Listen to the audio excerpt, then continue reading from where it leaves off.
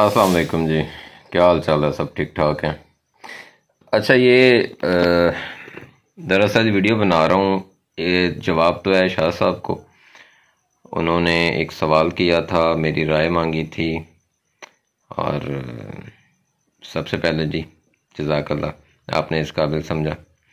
लेकिन मैंने voice message में जवाब दिया, कहते नहीं वीडियो बना पे पेज। मुझे पता है जब वीडियो बना के पेज का मतलब है कि इन्होंने अपलोड करनी है, तो इसलिए आपसे मुखातिब होता हूँ, दोस्तों से। अच्छा, टॉपिक ये है कि बहुत से भाई ओवरसीज़ पाकिस्तानी बैरून मुल्क जो काम कर रहे हैं काफ़ी सालों से, जो वापस आके ख़ास तौर पे गोट फार्मिंग करना चाहते हैं, तो वो एक्सपेक्टेशन रखते हैं गोटलैंड फार्म से कि वो उन्हें जानवर दें। और ज़्यादा वो वेट नहीं कर सकते। मकसद ये है कि वो कहते हैं कि हम बड़ी हद है, साल 2 साल वेट कर लेंगे और हम अपना सेटअप जो है वो बनाना चाहते हैं और चलाना चाहते हैं, लेकिन आपसे ही लेने हैं। तो वो भाई भी डेफिनेटली समझ गए होंगे कि किन को मुखातिब कर रहे हैं।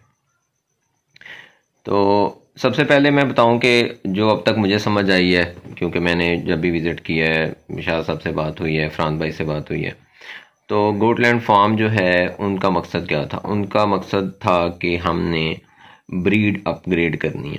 ब्रीडिंग सेंटर तो बनाना ही बनाना है, ब्रीड अपग्रेड करनी है। अब ब्रीड अपग्रेड करने में क्या हुआ, क्योंकि ऑलरेडी ऐसा कुछ नहीं था कि जो पहले पाकिस्तान में हुआ हो, तो क्योंकि इन्होंने ही करना था।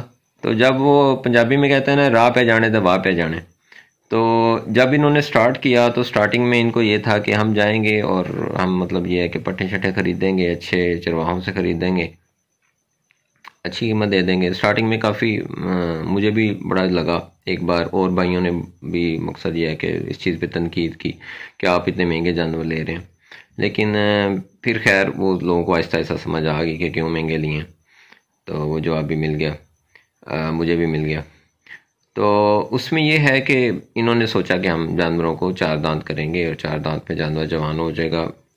चरवाहे 2 दांत पे क्रॉस करवाते हैं, हम 4 दांत पे करवाएंगे, ब्रीड अपग्रेड हो जाएगी।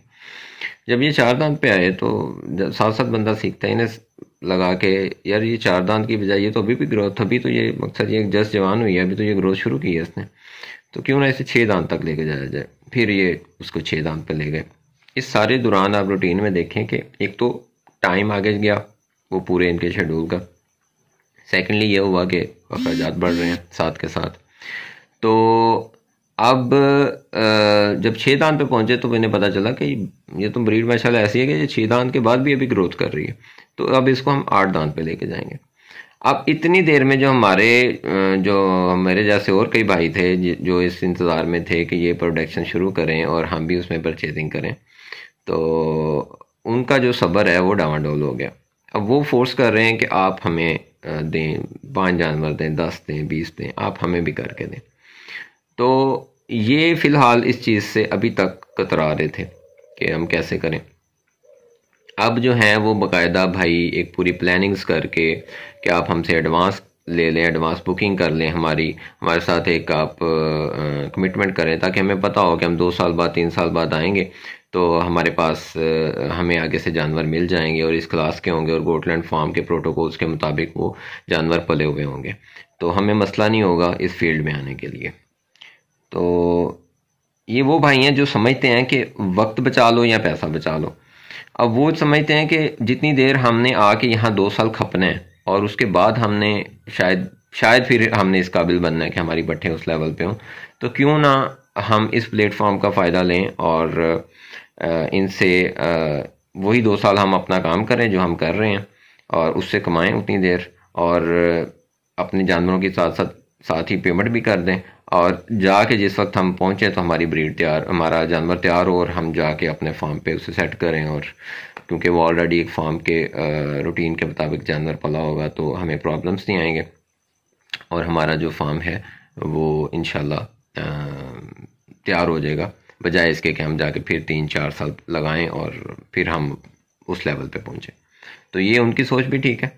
लेकिन अब यहाँ गोटलैंड फार्म को क्या करना चाहिए? गोटलैंड फार्म जो अपने जिस नहज पे चल रहा है, जिस सफ़र पे वो निकला हुआ है, क्या वो इस काबिल है, क्या उसके पास इतनी पोटेंशियल है कि वो दूसरे साथियों को भी साथ लेके चले? तो शाह जी ये आपने देखना है। देखें, रिस्पॉन्सिबिलिटी बहुत बड़ी है। मार्केट में ऑलरेडी कुछ ऐसे लोगों के साथ, बिल्कुल साफ बोलूँगा, लोगों के साथ नौसरबाजियाँ हो चुकी हैं कि लोगों के बहुत से तहफ़्फ़ुज़ात हैं। आप भी लोग बहुत ट्रस्ट करते हैं, मैं खुद बहुत ट्रस्ट करता हूँ। अल्लाह आपको इस चीज़ पे जो है वो आपकी इज़्ज़त बरकरार रखे। अल्लाह आपको और ज़्यादा इस काबिल करे कि लोग आप पे एतमाद कर सकें। फरहान भाई की काबिलियत पे किसी को कोई, मेरा नहीं ख्याल किसी को भी शक हो सकता है जो वाकई बकरी को समझता है। हाँ, जिसने रखी नहीं है वो एक अलग बात है जिसको पता ही नहीं है कि ये बंदा बात क्या कर रहा है। खैर, तो ये असल में जो मेरा कहने का मतलब ये था कि आप फिर ये कर सकते हैं। टू दी पॉइंट मैं बात पे आता हूँ कि अगर आप समझते हैं कि हाँ हमें कुछ इन भाइयों के लिए करना है जो हमसे उम्मीद रखते हैं, तो फिर आपको कुछ जानवर अपने बढ़ाने पड़ेंगे। ज़ाहिर बात है, जो पट्ठे आप ऑलरेडी चला रहे हैं वो तो आप एक, अभी भी आपका वो टारगेट अचीव नहीं हुआ जो आपने रखा हुआ है, मुझे पता है। तो मज़ीद उसके लिए ऐड ऑन करने के लिए आपको शेड भी बढ़ाना पड़ेगा। शाह जी आपकी लेबर कॉस्ट भी बढ़ जाएगी, लेबर भी आपको बढ़ानी पड़ेगी, आपको फूडर का मज़ीद अरेंज करना पड़ेगा। तो ये सारी चीज़ें जब आप बढ़ाएंगे तो आप देखें उसके साथ साथ आपके एक्सपेंडिचर्स कहाँ जाएंगे, तो सिस्टम बड़ा हो जाएगा काफ़ी। हाँ, जैसे इन भाइयों ने कहा, एक भाई जैसे जिनकी अपनी वीडियो भी अपलोड की, कुछ मैसेज आपने मुझे फॉरवर्ड किए, तो उनका ये है कि वो कहते हैं कि हम एडवांस देने को तैयार हैं, कुछ कह रहे हैं हम फुल पेमेंट देने को तैयार हैं। तो मुझे लगता है कि आपको सबके लिए एक ही रूल बनाना होगा, एक प्रॉपर जो है वो आपको इसमें, अगर आप ये ज़िम्मेदारी उठाने के लिए तैयार हैं तो उसमें आपको कुछ ऐसा करना पड़ेगा जिसमें दोनों घरों का फ़ायदा हो, जिसमें गोटलैंड फार्म का भी फ़ायदा हो, जिसमें इन भाइयों का भी फ़ायदा हो। तो मुझे ऐसा लगता है कि आपको एक मिनिमम एक क्वांटिटी जो है ना मुख्तस करनी पड़ेगी, जैसे कि कम से कम 10 बकरियां, और 10 बकरियां जो हैं वो ए कैटेगरी की हों, ना वो ए प्लस की हों ना वो बी कैटेगरी की हों। ए प्लस में अगर हम जाएंगे तो डेफिनेटली वो बात बड़ी गेम ऊपर चली जाएगी। बी कैटेगरी में आएंगे तो वो भी शायद जो इतना वेट करके आएंगे उनके लिए मुनासिब नहीं होगा। तो आप ए कैटेगरी की, मकसद यह कि जो अच्छी बकरी 4 दांत की 38 क्रॉस कर जाती है इंच उस लेवल की बकरी हो, जो अच्छी ब्लड लाइन की हो, वैसी आप पट्ठे जो हैं वो तैयार करके दें इन्हें। मार्केट से आप ही परचेजिंग कर सकते हैं। आपकी इस ब्रीड में ग्रिप है, आपके लिंक्स हैं, तो आप वो करें, आप अपना टाइम इन्वेस्ट करें, आप अपनी एफर्ट इन्वेस्ट करें। उसके बदले आप लोगों से, जो भाई भी इस चीज़ में इंटरेस्टेड है, उनसे आप बिल्कुल लें। उसमें आप देख लें। मुझे वैसे ज़ाती तौर पे लगता है क्योंकि जो भाई बाहर हैं वो उनके पास ऐसा एकदम से देने के लिए शायद पैसे नहीं होते। वो उन्होंने, क्योंकि मैंने इसलिए ये बात की है, मैंने थोड़ा अर्सा प्रॉपर्टी का काम किया, अभी भी थोड़ा बहुत कर रहा हूँ, तो मैंने देखा है कि बाहर जो लोग काम करते हैं वो ज़्यादा रियल इस्टेट में इन्वेस्ट करते हैं। वो इसलिए करते हैं कि वो बाहर से तकरीबन 20% 25% वो एडवांस दे देते हैं, 30% एडवांस दे देते हैं बाकी उनको 1.5-2 साल का टाइम मिल जाता है, तो उसमें वो अपना सेविंग जो है वो निकाल के उसमें, तो उनकी एक किस्म की कमेटी बन जाती है और उनकी चीज़ भी बन जाती है। तो अगर आप कुछ इस तरह का करेंगे तो वो, एक तो वो भाइयों के लिए आसानी हो जाएगी, दूसरा आप फिर एक सेट बना के दें उन्हें, कम से कम आप 10 बकरियां दें एक भाई को, ताकि उनका एक मिनी गोट फार्म तो स्टार्ट हो ना। ऐसा ना हो कि आप कहीं कोई भाई 2 बकरियां, 3 बकरियां, 4 बकरियां, मकसद ये है कि वो फिर किसी खाते में नहीं आएंगी, वो किसी और शायद फार्म पे होगी, तो वो ज़्यादा अच्छे से एक सिलसिला पूरा बन सकेगा। तो एक ये चीज़ रखें, दूसरा एक रेट मुख्तस करें। अगर मेरी सुने, मुझे ऐसा लगता है कि अगर आप किसी को 10 बकरियां दे रहे हैं तो उसको ब्रीडर भी लाजमी चाहिए, तो ब्रीडर भी आप ही दें। आपकी नज़र में जो बी कैटेगरी का ब्रीडर है, जैसे कि मैं देख चुका हूँ, तो वो लोगों के लिए आम तौर पे मार्केट में तो वो ए प्लस में भी वो नहीं मिलता, ए प्लस लोग कहते हैं और ए डबल प्लस और पता नहीं क्या क्या, तो उन्हीं का 8-8 10-10 लाख मार्केट में मांगा जाता है उस लेवल का अगर आप ब्रीडर भी साथ देते हैं तो आई थिंक कि अगर आप एक 20 लाख का सेट बना देते हैं तो किसी भी भाई के लिए एक अच्छा स्टार्ट हो सकता है। 2 साल में वो उसका अपनी सेविंग से उस चीज़ को पे भी कर सकता है इजीली, उसके लिए वो चीज़ फिजिबल भी हो जाएगी। और यहाँ कुछ जो आपका कॉन्ट्रैक्ट होगा वो आपको काफ़ी स्ट्रिक्टली बनाना पड़ेगा। एक तो इसमें देखें ये लाइव स्टॉक है शाह जी, ये बकरी है।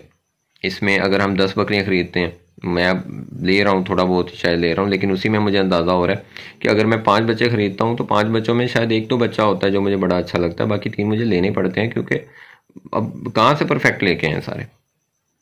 एक ही बकरी 4 बच्चे देती है, चारों एक जैसे नहीं होते। तो फिर ये ऐसा भी नहीं हो सकेगा कि आप सिलेक्शन पे रख दें, ठीक है जो भाई आए वो अपनी मर्ज़ी से बकरियाँ चुन ले, ऐसा भी पॉसिबल नहीं होगा।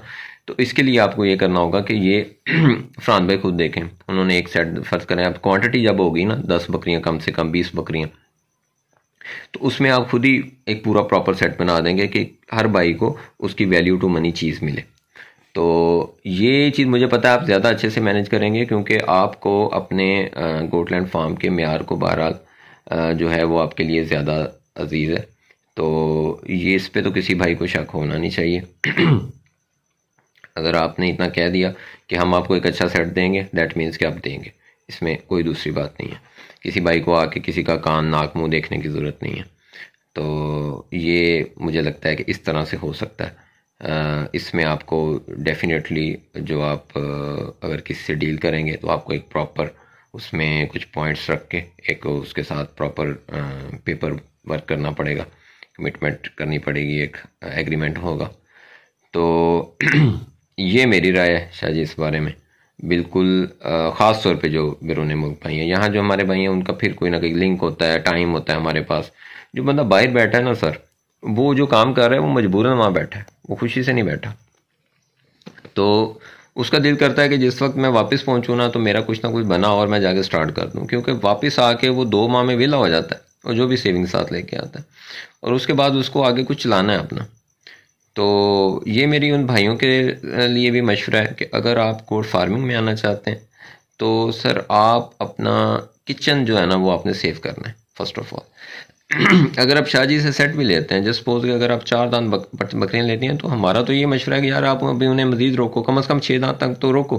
आप अपने फार्म पे भी जाके उनको सेट करो, 6 दांत इतना टाइम हो जाएगा आपको अपने फार्म सेट करते करते, उसके बाद आप उनसे क्रॉसिंग लें, फिर वो A+ कैटेगरी में इंशाल्लाह जानवर चले जाएंगे। तो ये शाहजी मेरा मकसद ये है कि आपको पता ही है नाकस इल्म है, आपसे ही मकसद ये है कि जितना समझ आती है छोटी छोटी बात आपसे पूछ के चलने वाला बंदा हूँ मैं, मुझे कुछ बहुत ज़्यादा पता तो है नहीं। जितनी समझ आई है, एक और भाई हैं, 1-2 भाई हैं जिनसे मैंने भी आज इस चीज़ पे डिस्कस किया, उनसे भी मुझे कुछ इसी किस्म के मशवरे मिले। शाह जी ख़ास तौर पे सऊदीया में होते हैं तो जमल भाई, उनकी मुझे ये बात बड़ी मुनासिब लगी कि ये यकमुश्त पेमेंट नहीं कर सकेंगे, ख़ास तौर पे जो बाहर लोग हैं, और अगर हम यकमुश्त पेमेंट रखेंगे तो वो ज़्यादा क्वांटिटी नहीं ले सकेंगे। जब ज़्यादा क्वांटिटी नहीं ले सकें तो शाह जी वो कैसे एक गोट फार्म स्टार्ट कर सकेंगे। अब 4-5 बकरियां लेके अगर 2 साल बाद एक बंदा आता है वापस और 4-5 बकरियां कहे और मैं इसे गोट फार्म स्टार्ट करूंगा, तो ये तो फिर बहुत दीवाने का ख्वाब वाली बात है। कम से कम 10 बकरियां हों, एक ब्रीडर हो, एक उसको पता हो ये मैंने हेल्दी अमाउंट दी है, मुझे एक हेल्दी एक सेहतमंद अच्छे जानवर यहाँ से मिलेंगे, ये गोटलैंड फार्म का टैग लगा हुआ है, ठीक है। बहरहाल सभी ब्रांड काउंट करता है, और आगे इंशाल्लाह जो है वो फर्दर अपनी ब्रीड ले और आराम से अपना गोट फार्म चलाए।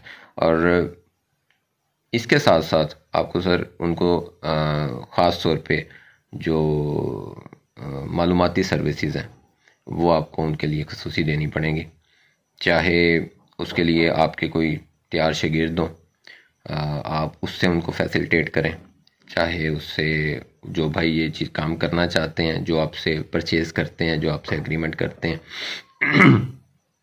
वो आपके साथ आके आपसे मालूमात लेना चाहें, आपके पास तुम कुछ टाइम आपके फार्म पे लगाना चाहें, तो आपको बहरहाल उनको ये सहूलत देनी पड़ेगी। ये शायद मुझे समझ आई है, तो मैंने आपको जो है वो वीडियो की सूरत में दे दिया। आप अब देख लें इसके साथ क्या करना है। ऐसे उत्ते कार्टून चलाने जे, ऐसे बकरियां बजानियां जे, मैनू पता थोड़ा। ठीक है, इजाज़त दो, बहुत शुक्रिया, जज़ाकल्लाह, अल्लाह हाफिज़।